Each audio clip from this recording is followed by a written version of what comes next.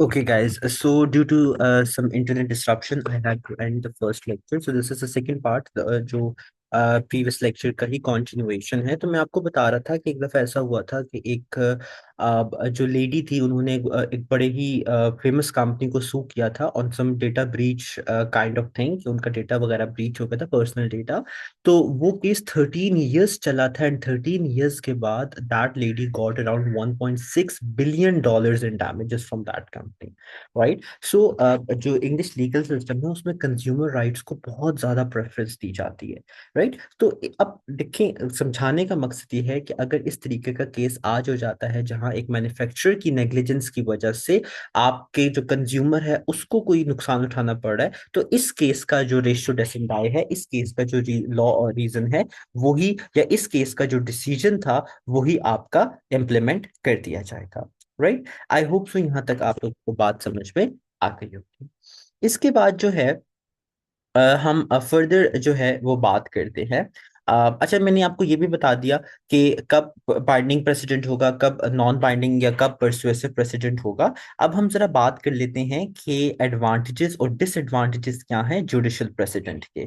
तो उसके लिए मैं जो हूँ एक हैंड आउट जो है वो यहाँ पेस्ट कर रहा हूँ आपकी कैपलन बुक्स का। तो उस पर बहुत अच्छे एडवांटेजेस एंड डिसएडवांटेजेस लिखे हैं। मैं उसी कट आउट से आपको इसके एडवांटेजेस और डिसएडवांटेजेस जो है वो समझाता हूँ, right. So here it is, and अब हम इसको डिस्कस कर लेते हैं।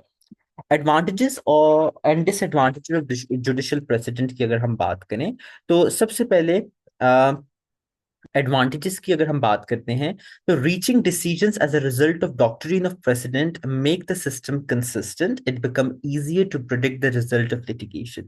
देखिए, आपने अपनी फाइनेंशियल अकाउंटिंग में पढ़ा होगा बहुत से केसेस में, स्पेशली प्रोविजन के चैप्टर्स में, कि जहां पर इस तरीके का केस होता है कि अगर कोई कंज्यूमर सू कर रहा है आपको एज अ मैन्युफैक्चरर, तो आपका जो लॉयर है वो बताता है it is most probable, it is virtually certain, या it is not likely that you are going to pay the damages. आपने अक्सर, अगर जो भी स्टूडेंट्स एफएफए पढ़ रहे हैं, फाइनेंशियल अकाउंटिंग पढ़ रहे हैं, या एफ7 पढ़ रहे हैं, they will know this thing. और इस तरीके की वर्डिंग यूज होती है। तो देखिए, जब आपकी डॉक्ट्रिन ऑफ प्रेसिडेंट यूज किया जाता है और इस तरीके की जब वो यूज करेंगे, तो दिट मीन्स के जो लॉयर्स होंगे they can predict the outcomes of the cases. उन्हें पता होगा, अच्छा इस तरीके का केस तो मिलता जुलता इससे पहले भी एक दफा आया था, उसका तो ये आउटकम निकला था। तो दिस मीन्स कि बहुत ज्यादा चांसेस हैं कि आपके केस का भी यही आउटकम निकले। तो जब आप जुडिशियल प्रेसिडेंट की बेसिस पे डिसीजंस लोगे, तो आपके जो केसेस हैं उनका जो रिजल्ट है वो प्रिडिक्ट करना आसान हो जाता है। It allows the English legal system to be flexible. Decisions can be adopted and extended to reflect changes in society. Over the time, decisions adopt भी किए जा सकते हैं, and ratio decenti के केस में and obiter dicta के case में उनमें थोड़ी बहुत changes या hypothetical statements include करके उनको सोसाइटी चेंज के साथ साथ उनको चेंज भी किया जा सकता है। लॉ बिल्कुल क्लियर होता है। रेशियो डेसिंडाई जो है वो जैसे ही एक्सप्लेन क्लियर आउट किया जाता है कि दिस वाज द रीजन, इस पर ये कि जो है वो डिसीजन लगेगा, तो वो बिल्कुल क्लियर कट चीज होती है। Decisions arise from actual event, so system practical होता है। ऑब्वियसली एक एक्चुअल सिनेरियो हुआ, उस सिनेरियो पर आपने एक डिसीजन दिया, तो obviously that is going to be practical. Disadvantages की जब हम बात करते हैं, तो डिसएडवांटेजेस में याद रखिएगा कि the law is very complex because there are vast number of cases. आपने ये बात पढ़ी है material facts of the cases में, कि एक केस का डिसीजन तभी बाइंडिंग प्रेसिडेंट कंसिडर किया जाएगा जब वो केस मटेरियल अफेक्ट्स में बहुत ज्यादा उस पिछले केस से मिलता जुलता हो। अब as the world is so dynamic, different scenarios आते हैं, डिफरेंट केसेस आते हैं, तो एक केस का मेजर परसेंटेज के लिहाज से पुराने केस से मिलना, दिस इज वेरी अनलाइकली। हो भी सकता है, बट आजकल की दुनिया में it's very unlikely, variety of cases जो है वो आ जाते हैं। तो उस केस में फिर बाइंडिंग प्रेसिडेंट या परसुएसिव प्रेसिडेंट को फॉलो करना, डिसाइड करना, this is very much hard. फिर ये देखना कि अच्छा इस केस से कौन सा मिलता जुलता हुआ केस था पुराना, तो वो भी एक बहुत डिफिकल्ट चीज है, ठीक है। The law can become rigid leading to inflexibilities and loss of development. अगर आप एक ही चीज को फॉलो कर रहे हो, एक ही तरीके का डिसीजन दे रहे हो, तो ऑब्वियसली फिर उसमें डेवलपमेंट्स नहीं आती। Case law is reactive in the proactive. एक काम हो चुका है, उसके बाद आप उस पर फैसला सुना रहे हो। आप पहले से कोई ऐसा लॉ नहीं बना रहे हो। ये बात हम आगे भी पढ़ेंगे स्टेच्यूट लॉ में। स्टेच्यूट लॉ प्रोएक्टिव होता है, वो पहले ही एक एक काम को न करने या करने के से पहले लॉ बना देता है। केस लॉ प्रो रिएक्टिव होता है, एक काम हो जाता है फिर उसके बाद जो है ओवर द टाइम उस पर लॉ क्रिएट किया जाता है। आई होप सो यहां तक आप लोगों को बात समझ में आ गई होगी। इसके बाद जो है हम कुछ फर्दर सिनेरियोस की जो है वो बात करते हैं। और हम मैं आपको कुछ टर्मिनोलॉजीज की या केस रिप्रेजेंटेशन की बात बताता हूँ जो आपके कोर्स का हिस्सा है। Although this is not something that is going to be tested, but अगर इस तरीके की चीज कभी एमसीक्यू में आ जाए, एमसीक्यू में रिप्रेजेंटेशन आ जाए, तो आपको पता होना चाहिए। सबसे पहले तो देखिए, मैंने आपको एक एक जो यहाँ पर बात बताई थी डॉनही के केस में, कि जब दो पार्टीज एक दूसरे को सू करती है या एक पार्टी दूसरे को सू करती है, तो जो पार्टी सू करेगी that is going to be claimant और प्लांटिव, और जो पार्टी सू की जाएगी that is going to be defendant. Criminal के केस में जिस पार्टी का नुकसान होगा वो विक्टिम होगी, और जिस पार्टी ने नुकसान किया होगा वो एक्यूज्ड होगा। ऐसा ही है। फिर इसके अलावा याद रखिएगा कि अगर जो है आपका कोई क्रिमिनल केस आ जाता है, ठीक है, अगर कोई क्रिमिनल केस है और क्रिमिनल केस जो है वो आपका क्राउन के अगेंस्ट है, ठीक है, याद रखिएगा, अगर जो है वो क्रिमिनल केस है और क्रिमिनल केस जो है वो किसी भी बंदे का जो क्रिमिनल केस है वो क्राउन के अगेंस्ट है, तो फिर उसका जो है वो लिखा जाता है, फॉर एग्जाम्पल लिखा जाता है आर वर्सेस, सॉरी, हम लिखते हैं आर वी डॉनही। मैं एग्जांपल दे देता हूँ आपको, ये लेट्स से क्लार्क का नाम ले लेते हैं। It's a very famous case जो 1927 में था। आप जिन केसेस का मैं आपको बता रहा हूँ इनकी डिटेल जरूरी नहीं है, बट अगर कोई चाहे तो इन केसेस को पढ़ सकते हैं। This is a real case जो क्राउन और क्लार्क के दरमियान हुआ था। And R basically stands for queen, and R E stands for आपका जो किंग है, sorry, R stands for your king और क्वीन। इसमें फिर दो वर्ड्स होते हैं, रेजिना एंड रेक्स, ये लैटिन के वर्ड्स होते हैं। इनको देखना, इट्स नॉट समथिंग इंपॉर्टेंट, मैं जस्ट आपकी नॉलेज के लिए ये बात बता रहा हूँ, ठीक है। अच्छा, फिर अगर अच्छा, मैंने क्या बताया कि मैंने आर वी क्लार्क का क्या मतलब होगा, कि जब किसी भी बंदे का जो क्राइम होता है वो अगेंस्ट द क्राउन होता है, या क्राउन चाहता है कि उसको सजा मिले, तो फिर आर वर्सेस जो है उस बंदे का नाम लिखा जाता है। फिर इसके अलावा जो है, अगर बहुत इसमें और भी चीजें हैं, but I believe let's keep it just to this, कि यहीं तक इस चीज को रखते हैं। फिर अगर मैं आपको और मजीद चीजें बताऊंगा that is going to be a bit very complicated, and आपके कोर्स से रिलेटेड ये चीजें इन्वॉल्व नहीं है। हाँ, अगर if someone wants to search a lot more, then they can let me know. I can, tell them specific things and they can search about them and they can obviously increase their knowledge. But as far as your syllabus is concerned, यही बातें आपके syllabus में discuss की गई हैं, ठीक है। तो यहाँ तक जो है हमारा जो यू कैन से कि जो कोर्स लॉ है, सॉरी, केस लॉ है, वो हमारा कंप्लीट हो चुका है। मैंने आपको बता दिया केस लॉ कैसे डेवलप होता है, जुडिशियल प्रेसिडेंट क्या होता है, बाइंडिंग एंड परसुएसिव प्रेसिडेंट क्या होता है, एंड किस तरीके से इसको लेके चला जाता है। This is a very important section from theoretical point of view. अब मैंने आपको ये बताया था कि जो सोर्सेस ऑफ लॉ है वो दो तरीके के होते हैं। एक होता है केस लॉ और दूसरा हमारे पास होता है स्टैट्यूट लॉ या लेजिस्लेशन, ठीक है। अब इसको समझने के लिए I will take you guys to your Kaplan books, और क्योंकि कैपलन बुक्स में ये चीज़ बहुत अच्छी जो है वो लिखी गई है, और कैपलन बुक से ही मैं आप लोगों को ये चीज़ समझाने की कोशिश करता हूँ। And let me just share my other screen with you guys. Okay, so अगर हम बात करें लेजिस्लेशन की, तो सबसे पहले याद रखिएगा जो यूके है, यूके में जो लेजिस्लेशन है यानी आपके जो पार्लियामेंटेरियन लॉज हैं, वो दो कैटेगरीज के होते हैं। एक होता है एक्ट ऑफ पार्लियामेंट और एक होता है delegated legislation. Act of parliament का मतलब है ऐसा लॉ जो पार्लियामेंट खुद बनाता है। Okay, I hope so. Let me see if my screen is being shared to you guys.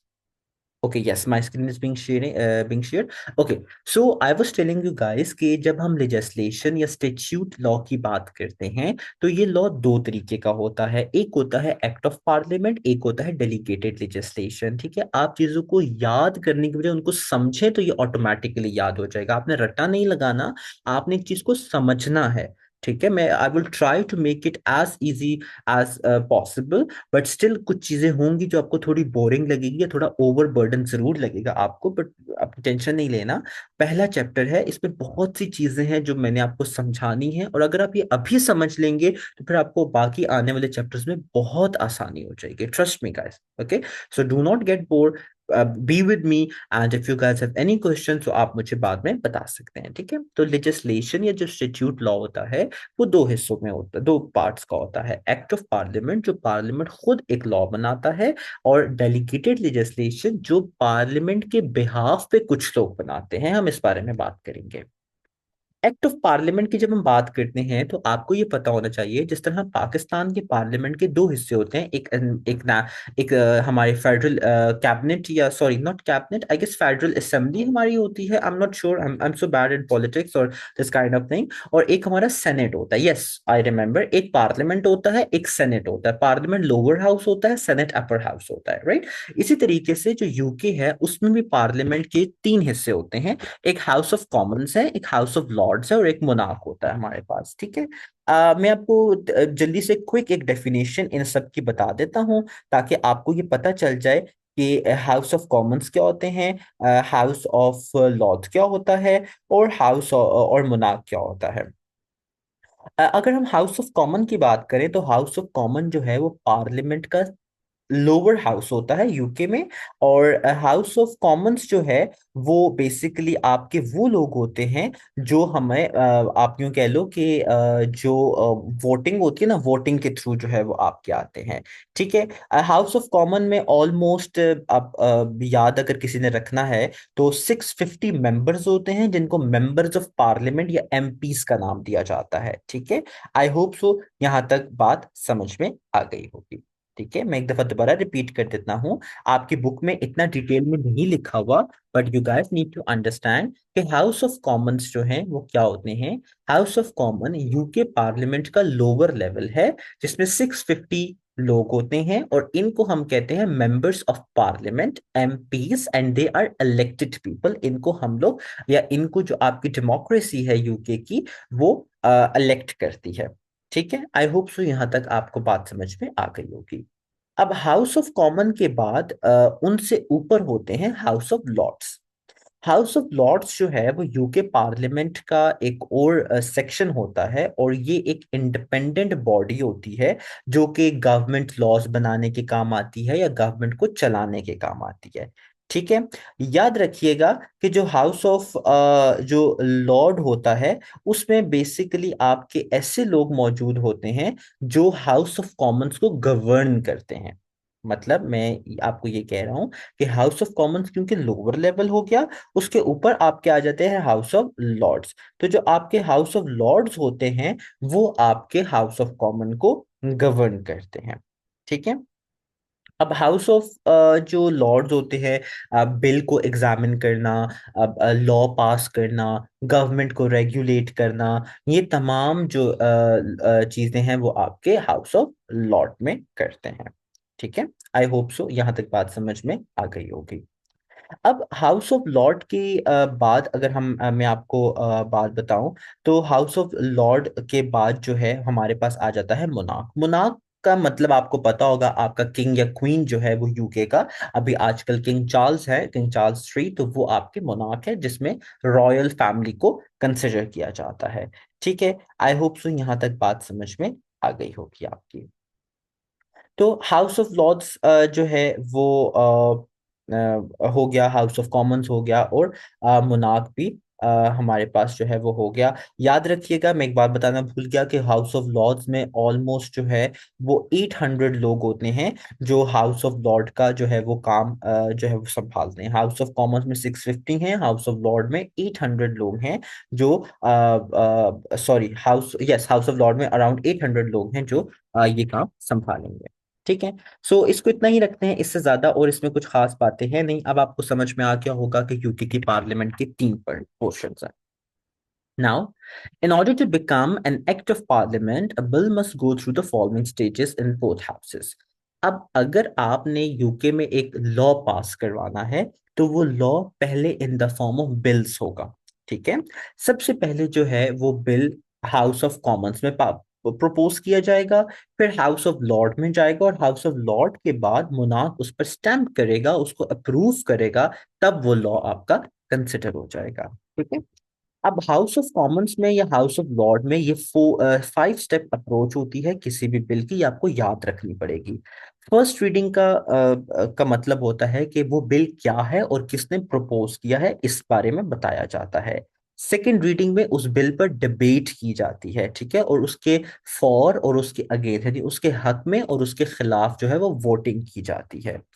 Committee stage में क्या होता है कि a small number of MPs consider the wording of the bill, इसमें उसकी वर्डिंग को कंसिडर किया जाता है कि हमने जो बिल प्रपोज करना है, जब मैक्सिमम वोट्स आपके फॉर में आ जाएंगे कि यस आपने ये बिल पास करना है, तो फिर देखा जाता है अच्छा अब इस बिल की वर्डिंग क्यों होनी चाहिए। तो बहुत ज्यादा टाइम उस बिल की वर्डिंग पर लगता है, क्योंकि वो बिल जब प्रपोज कर दिया जाएगा तो फिर उस वर्डिंग में लूप होल्स लोग ना निकाल लें, इसलिए उसकी वर्डिंग को प्रॉपर तरीके से अंडरस्टैंड और इम्प्लीमेंट किया जाता है। रिपोर्ट स्टेज में क्या होता है कि जब बिल की पूरी वर्डिंग तैयार हो जाती है, वो वापस हाउस ऑफ कॉमन्स में प्रेजेंट की जाती है, और उसके बाद जो है उस बिल को फाइनल तौर पर रीड आउट कर दिया जाता है। ठीक है, आई होप सो यहां तक बात समझ में आ गई होगी। मैं एक दफा दोबारा बता देता हूं, बहुत मजे का सिनेरियो है, समझने में थोड़ा सा डिफिकल्ट जरूर है, आई अंडरस्टैंड। सबसे पहले एक बिल पास होगा जो हाउस ऑफ कॉमन्स में जाएगा, वो बिल क्या है और किस बंदे ने पास किया है उसका नाम बताया जाएगा, उस बिल पर डिबेट की जाएगी, उसके फॉर और अगेंस्ट के वोट्स लिए जाएंगे। अगर तो बिल के फॉर में बहुत ज्यादा वोट्स हैं तो बिल की वर्डिंग पर मंथ्स स्पेंड किए जाएंगे और उसकी वर्डिंग को बनाया जाएगा। फिर उस बिल उस मॉडिफाइड बिल को जो कमेटी होगी वो वापस हाउस ऑफ कॉमन्स में रिपोर्ट करेगी, और उसके बाद जो है वो उसकी थर्ड रीडिंग होगी जिसमें बिल को फाइनली पढ़ा जाएगा। हाउस ऑफ कॉमन्स से बिल अप्रूव हो गया, ये चला जाएगा हाउस ऑफ लॉर्ड्स में। हाउस ऑफ लॉर्ड्स में दोबारा से ये स्टेप्स अप्रूव किए जाएंगे, और फिर इसके बाद आखिर में जो मुनाक है वो इस पर स्टैंप कर देगा। तो देखें, the bill must receive the royal assent, इसका मतलब है कि उस बिल पर रॉयल स्टैंप होना लाजमी है। ठीक है, आई होप सो यहां तक बात आपको समझ में आ गई होगी। अभी रिसेंटली आपको पता है कि यूके ने व्हाइट पेपर इशू किया, तो वो व्हाइट पेपर एक्चुअली इस बिल को ही व्हाइट पेपर कहते हैं, जो हाउस ऑफ कॉमन से अप्रूव होकर हाउस ऑफ लॉर्ड्स में जा चुका है। ठीक है, आई बिलीव सो चला गया है अब, और उसके बाद अब इस पे डिबेट हो रही है, और आहिस्ता आहिस्ता जो है ये इम्प्लीमेंट कर दिया जा रहा है। ठीक है, तो दिस इज हाउ आपका लॉ जो है वो क्रिएट होता है। अच्छा, फिर उसके बाद हम बात करते हैं doctrine of sovereignty of parliament. इसका ये मतलब है कि पार्लियामेंट जो है वो सोवरेन स्टेट है। इसका सिंपल मतलब ये है कि पार्लियामेंट कोई लॉ बना भी सकता है, कोई लॉ खत्म भी कर सकता है, और पार्लियामेंट के लॉ बनाने के एक्ट को कोई भी चैलेंज नहीं कर सकता। इवन कोर्ट भी जो है, आप ये बात अब ध्यान से सुनिएगा कि यूके पाकिस्तान में भी अब ऐसा ही हो रहा है ऑल्दो, कि कोई भी लॉ जो पार्लियामेंट बनाएगी उसको उसकी वैलिडिटी को कोर्ट चैलेंज नहीं कर सकती। ठीक है, पार्लियामेंट लॉ बनाने के लिए बनाया गया है, वो लॉ बना भी सकता है, वो लॉ तोड़ भी सकता है। उसके लॉ बनाने और तोड़ने और लॉ की वैलिडिटी को कोई भी कोर्ट जो है वो चैलेंज नहीं कर सकता। आई होप सो यहां तक बात आपको समझ में आ गई होगी। अब हम उसके बाद बात करते हैं डेलीगेटेड लेजिस्लेशन की। देखिए, पार्लियामेंट में या एक्ट लॉ बनाना जो है ना वो बहुत मुश्किल काम होता है, बिकॉज देखो पहले हाउस ऑफ कॉमन से वो 4 स्टेप से गुजरेगा, फिर हाउस ऑफ लॉर्ड्स में जाएगा, फिर मोनार्क में वो तब जाएगा। तो उसमें बहुत साल भी लग जाते हैं, 1 साल लग जाता है या 2 साल भी इसमें लग जाते होते हैं, राइट। तो बहुत से ऐसे टास्क होते हैं जिनको करने के लिए या जहां पर लॉ को बनाने के लिए पार्लियामेंट की पार्लियामेंट की जो एक्सपर्टीज है वो नहीं होती। फॉर एग्जाम्पल, अगर मैं अकाउंटिंग की बात करूं या टैक्सेशन लॉस की बात करूं, अब पार्लियामेंट का हर बंदा टैक्स रिलेटेड तो नॉलेजेबल नहीं होगा, राइट? तो वो क्या करते हैं, वो टैक्स के केस में, अकाउंटिंग के केस में, या इस तरीके की जो प्रोफेशनल जो साइड्स होती हैं, इन केसेस में वो एक छोटी कमेटी बना देते हैं जिसको कहते हैं delegated committee of parliament. Okay. और ये जो डेलीगेटेड कमेटी होती है, इसका काम ये होता है कि वो उस स्पेसिफिक तरीके या उस स्पेसिफिक जो सेक्शन है उस पर इमीडिएट तरीके से लॉ बना के उसको इम्प्लीमेंट करते हैं। तो वो जो लॉ बनाएगी वो होगा पार्लियामेंट की तरफ से, लेकिन बनाएगी कौन सा, उनकी डेलीगेटेड कमेटी। तो इसको हम कहते हैं एनेबलिंग एक्ट। ओके। तो होगा क्या कि पार्लियामेंट इस केस में लॉ नहीं बनाती, लेकिन वो लॉ पार्लियामेंट से ही बन के आता है। और वो लॉ कौन बनाएगा, वो लॉ पार्लियामेंट की एक डेलीगेटेड पार्टी होगी, वो जो है वो इसको बना रही होगी। आई होप सो यहाँ तक आपको बात समझ में आ गई होगी। अच्छा, इसके एडवांटेजेस डिसएडवांटेजेस देख लें। This is important section. Parliament का टाइम बचेगा, पार्लियामेंट की एक्सपर्टीज नहीं होंगी किसी भी काम को करने में, तो वो डेलीगेटेड पार्टी जो है वो कर लेगी। फ्लेक्सिबल है। फ्लेक्सिबल किस तरीके से कि भाई जो इजीली बन जाएगा, क्विकली बन जाएगा, तो नीड ऑफ द आवर को जो है वो फुलफिल कर देगा। ठीक है। अच्छा, there are number of means of controlling delegated legislation. अब देखिए, डेलीगेटेड लेजिस्लेशन पार्लियामेंट तो नहीं है, राइट? वो पार्लियामेंट के बिहाफ पे एक्ट कर रहा है। तो अगर डेलीगेटेड लेजिस्लेशन कोई गलत लॉ पास कर देता है, ऐसा लॉ जो नहीं होना चाहिए, या ऐसा लॉ जिसको पास करने में अब जो है वो केयरफुल वर्क नहीं किया गया, तो उसको पार्लियामेंट भी रिवोक कर सकती है, और उसको जुडिशियल जो यानी आपकी जो कोर्ट है वो भी चैलेंज कर सकती है। अब आपने देखना है, यहां पर ये समझना है कि जो कोर्ट्स हैं वो पार्लियामेंट का बनाया हुआ लॉ चैलेंज नहीं कर सकती, लेकिन डेलीगेटेड लेजिस्लेशन का बनाया हुआ लॉ जो है वो जरूर चैलेंज कर सकती हैं। ठीक है। आई होप सो यहां तक बात समझ में आ गई होगी। तो ये देखिएगा कि it can be challenge on the grounds that the person making it has acted ultra vires by exceeding their powers outside the authority granted to them. अगर डेलीगेटेड लेजिस्लेशन कोई ऐसा लॉ बनाती है जिसको बनाने की उसको पावर नहीं है, या किसी ऐसे सेक्शन का लॉ बना देती है जिसको बनाने की उसको अथॉरिटी नहीं है, तो उनको हम कहते हैं अल्ट्रा वायर्स। और अल्ट्रा वायर्स को कोर्ट में चैलेंज किया जा सकता है। पार्लियामेंट भी इसको चैलेंज करती है, रिवोक कर देती है, और जो जुडिशियल कमेटीज हैं, जो आपकी कोर्ट हैं, वो भी इसको चैलेंज करती है। आखिरी बात आज के लिए हम देख लेते हैं कि अल्ट्रा वायर्स दो तरीके के होते हैं, procedural ultra vires and substantive ultra vires. अब प्रोसीजरल अल्ट्रा वायर्स में क्या होता है कि देखो, डेलीगेटेड लेजिस, इसको आप सिर्फ समझ लें, ठीक है, इसमें डिटेल में मत जाइएगा, सिर्फ इसको समझ लें कि प्रोसीजरल अल्ट्रा वायर्स में आपकी जो डेलीगेटेड लेजिस्लेशन है उसको कोई भी लॉ बनाने के लिए कुछ प्रोसीजर्स को फॉलो करना होता है। फॉर एग्जाम्पल देखो, अगर मैं अकाउंटेंसी की बात करूं, तो अगर अकाउंटेंसी में कोई लॉ आ रहा है, तो उस लॉ को पास करने के लिए जो डेलीगेटेड लेजिस्लेशन होगी उसको पहले एसीसीए को कांटेक्ट करना पड़ेगा, आईसीएडब्ल्यू को कांटेक्ट करना पड़ेगा, उसको सीपीए को कांटेक्ट करना पड़ेगा, सीएमए को कांटेक्ट करना पड़ेगा, इन तमाम अकाउंटिंग सीएफएस को कांटेक्ट करना पड़ेगा जो बॉडी है। ठीक है। और इन तमाम बॉडीज को कोलैबोरेशन में लेके तब एक लॉ को बनाया जाएगा। तो ये जो केस आपको दिया हुआ ना, agricultural training board versus Aylesbury mushroom limited, इस केस में इस तरीके का हुआ था। ये फॉरेस्ट्री और लैंड का, फार्मिंग का ये केस था। ठीक है, इसको जरूर पढ़िएगा आप, अगर आपके पास फ्री टाइम हुआ तो। तो इसमें इसी तरीके का ये हुआ था कि फॉर इंस्टेंस, अब अगर एक अकाउंटिंग का लॉ आ रहा है और अकाउंटिंग का लॉ बनाने के लिए डेलीगेटेड लेजिस्लेशन जो है वो तमाम बॉडीज को कांटेक्ट करती है, एसीसी को कांटेक्ट नहीं करती। तो कल को जैसे वो लॉ पास होगा, एसीसीए जो है वो डेलीगेटेड लेजिस्लेशन को जो है वो कोर्ट में ले जाएगी, और प्रोसीजरल अल्ट्रा वायर के थ्रू जो है वो सू कर देगी, या उसको क्वेश्चन करेगी कि भाई, we were the concerning party of this law and we were not contacted, तो this law can be valid, can be challenge in the court. तो यहां पर भी ऐसा ही हुआ था कि जो एग्रीकल्चरल ट्रेनिंग बोर्ड था, उन्होंने किसी तरीके का कोई लॉ पास करना था, लेकिन उन्होंने जो है ना वो आइल्सबरी मशरूम जो जो हॉर्टिकल्चर है और फार्मिंग की बहुत बड़ी कंपनी थी, उसको कांटेक्ट नहीं किया था। तो उन्होंने बाद में इसकी वैलिडिटी को क्वेश्चन किया था कि भाई, आपने हमें तो क्वेश्चन, आपने तो कोलैबोरेट ही नहीं किया हमारे साथ, राइट? तो दैट इज वाई फिर इसको रिवोक कर दिया गया था।